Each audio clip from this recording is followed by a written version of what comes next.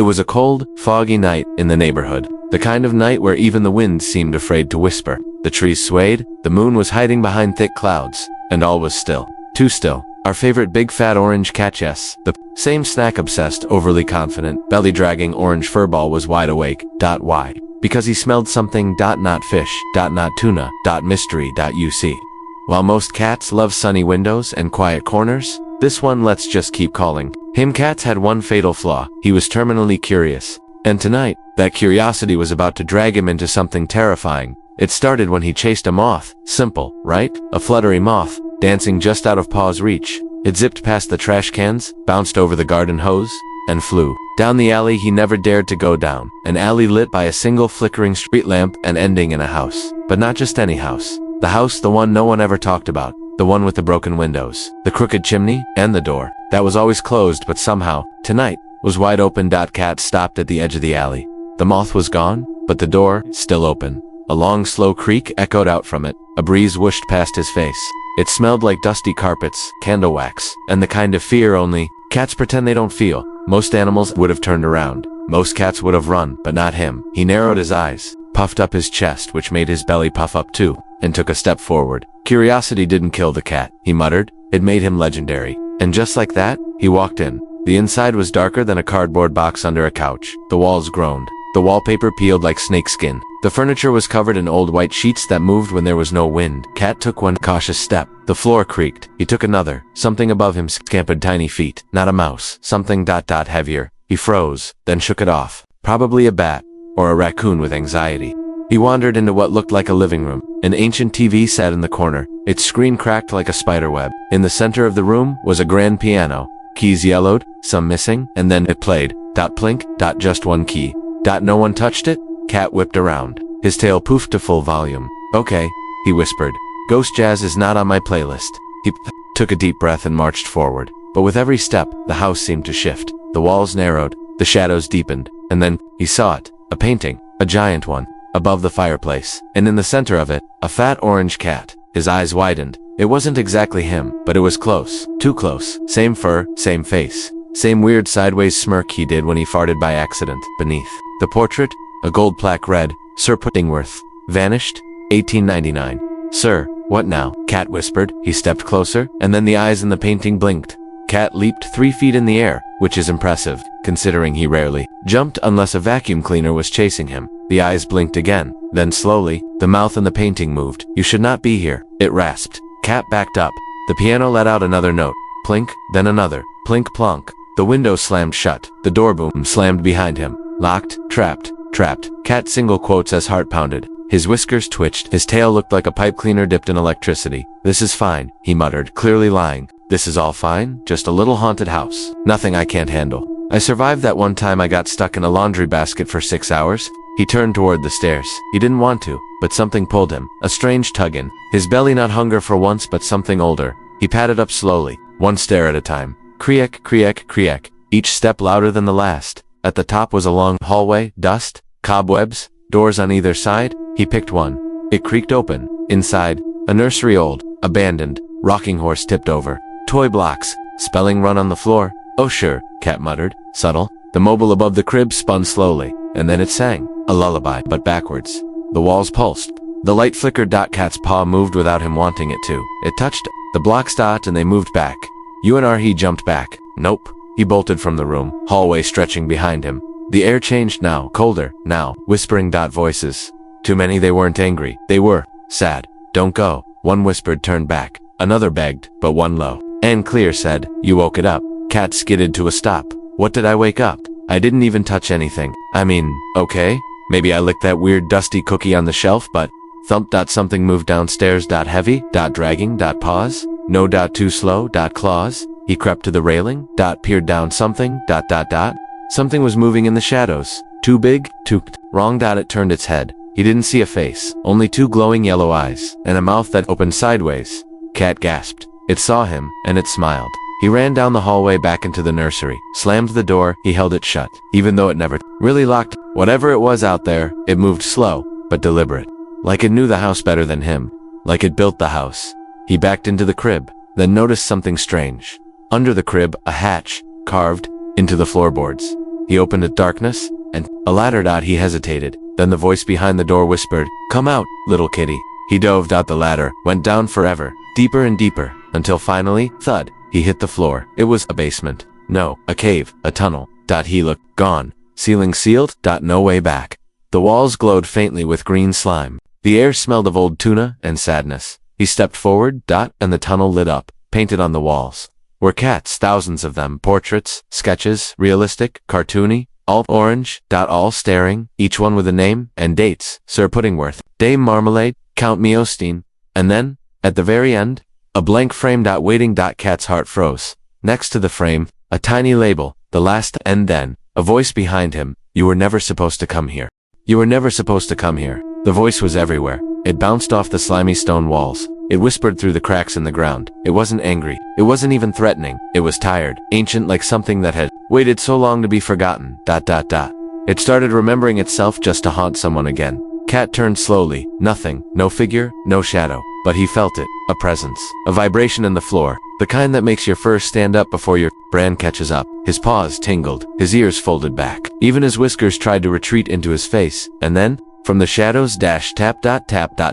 Not footsteps. Claws. Dragging. Deliberate. The sound of something waking up for the first time in 100 years, and already angry. It was disturbed. Cat backed up. Bumping into the wall with the names, he turned to run.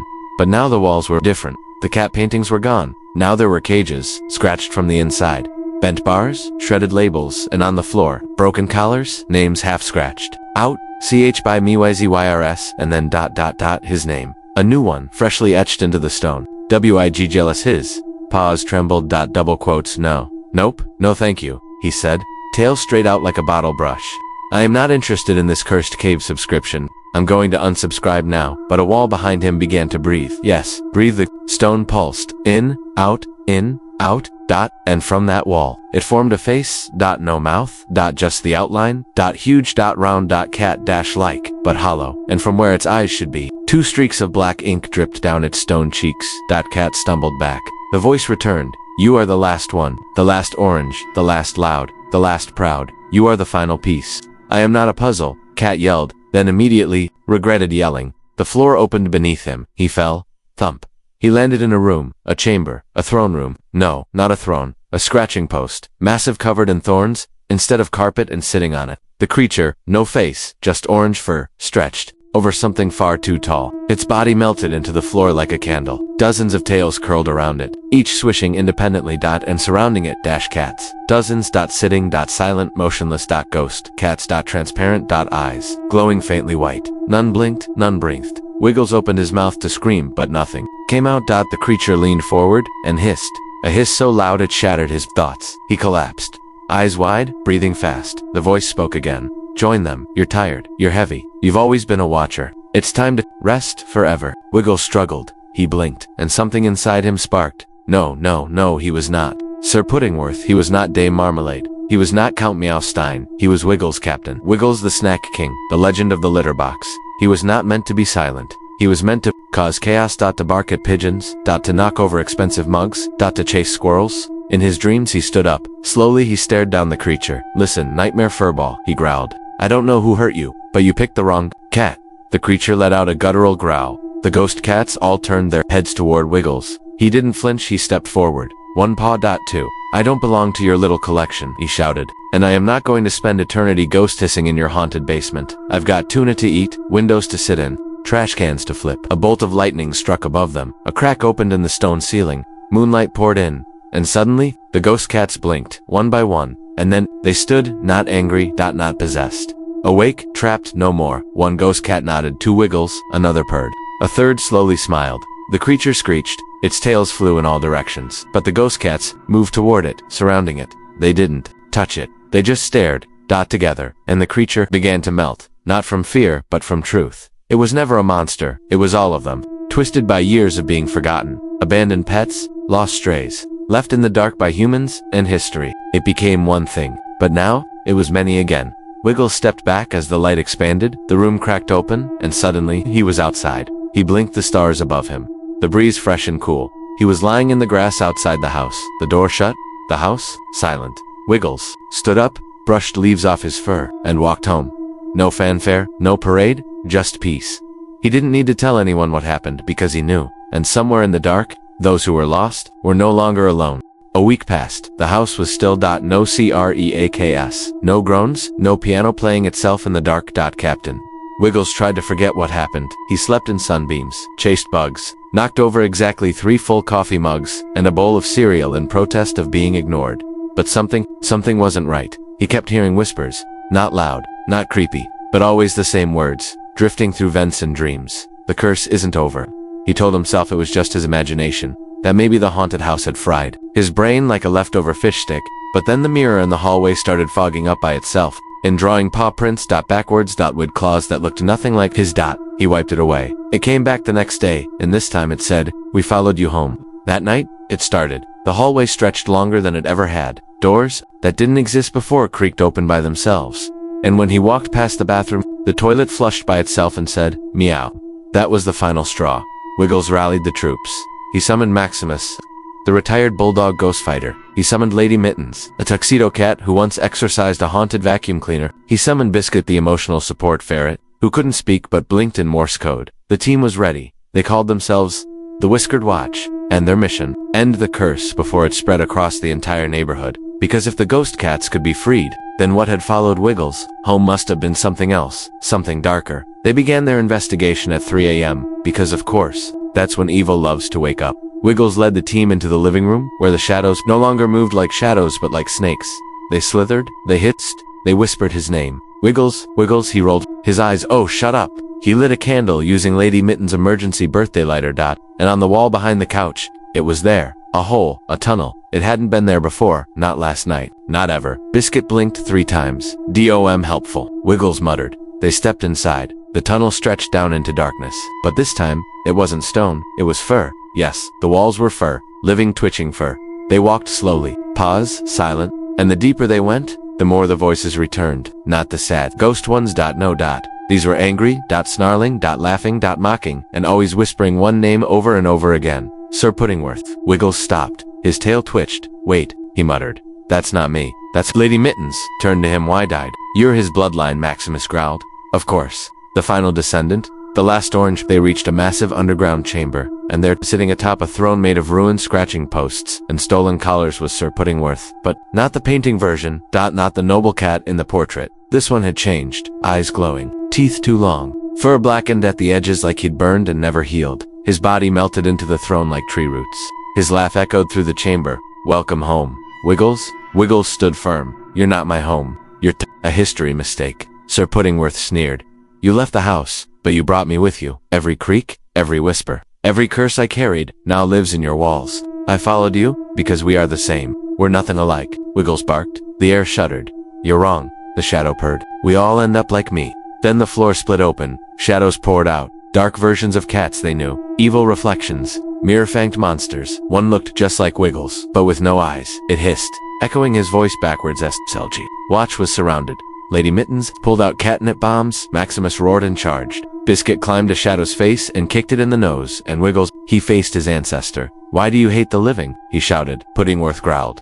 Because I was forgotten, left behind. Mocked. While the world moved on, I rotted here. Wiggles stepped forward. You weren't forgotten. You were buried. He held up something no one had noticed before. The original golden nut, the real one. He had taken it from the haunted house and hid it. Your curse, Wiggles said, was sealed in this. The room trembled. Sir Puddingworth's voice turned into a scream. Wiggles took one breath and bit it crunch.